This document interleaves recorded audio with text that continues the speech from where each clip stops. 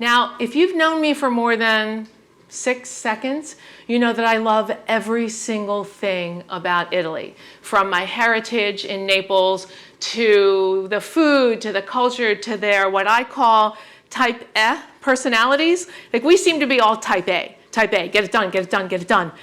Type E is, oh, I didn't get that done? Let's have a coffee and do it tomorrow.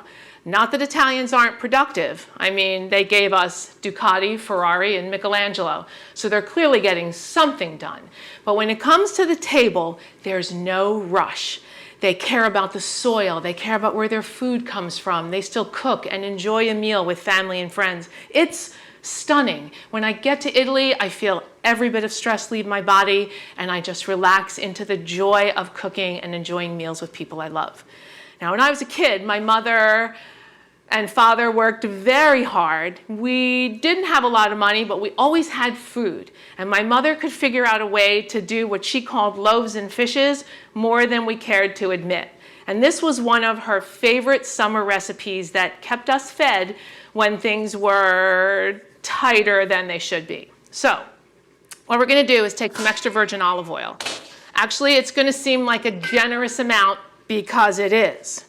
And this extra virgin olive oil has to soak up into the tomatoes and into the whole grain bread that's going into this soup. Now, this is called Pappa Al Pomodoro, meaning a thick soup made of tomatoes. And what they did was, this was a farm-style cooking. So what they did was they would take and make a tomato soup, and then the next day they'd have to stretch it, so they would add stale bread. So it's kind of a brilliant sort of thing. So what we do is take a nice fresh summer tomato. You know your knife is sharp, by the way, when it can cut a tomato and not turn that tomato into puree.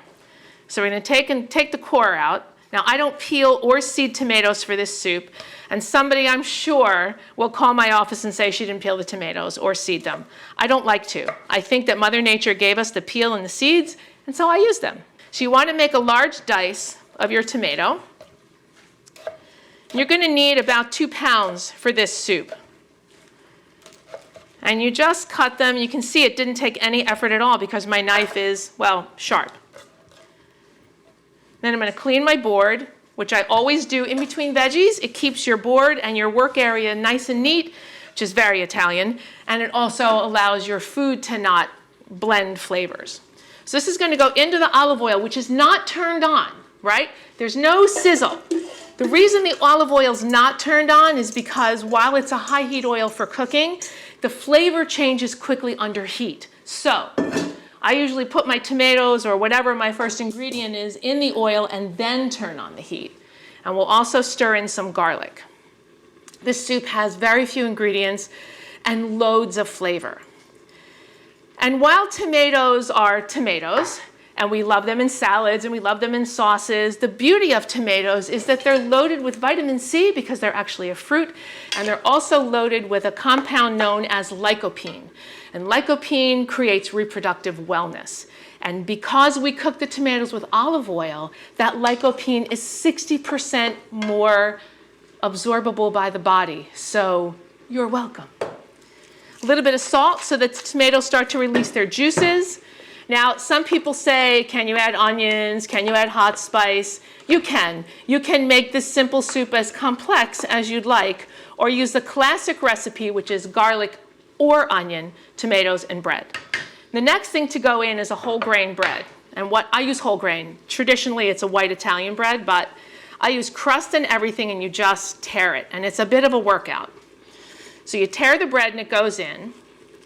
And you're going to put about a half loaf into soup for maybe 4 people. You use the inside, you use the crust, and if the bread's too much for you to handle because it's, not shredding as you'd like, you want to make sure it's stale, so it should be a little bit harder to pull apart. You can also take a bread knife and cut it into chunks, and then rip those slices into the soup. Once you get the last of your bread in there, like this, I kind of don't put the really hard chunky heel in because I save this to dip in while the soup's cooking. Then you add a whole carrot, My mother used to put an entire carrot in, and what this does is absorb the acid from the tomatoes.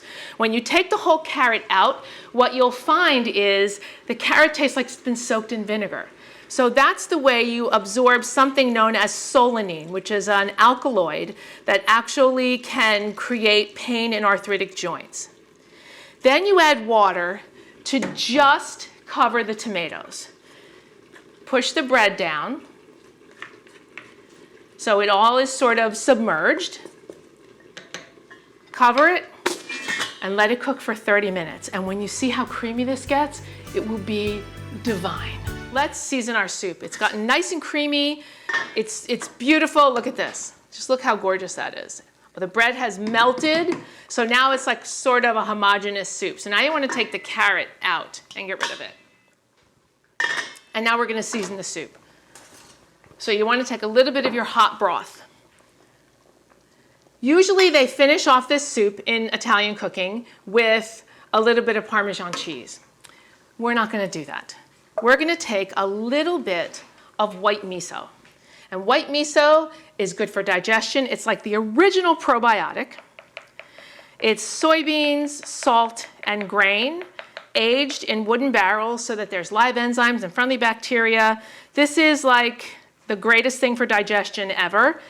But white miso has the flavor of Parmesan cheese. So it's like you win, win, win, win, and you get to digest the soup.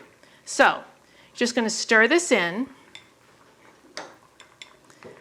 Take your soup down to a simmer and stir in the dissolved miso.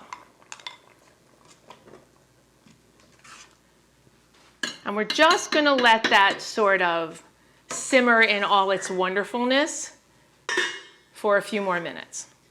Let's bowl up our soup. So it's all finished. It's nice and creamy. Just make a nice hearty bowl. You got nice like creamy chunks of bread and tomato. Make a nice serving. Some fresh basil leaves for garnish.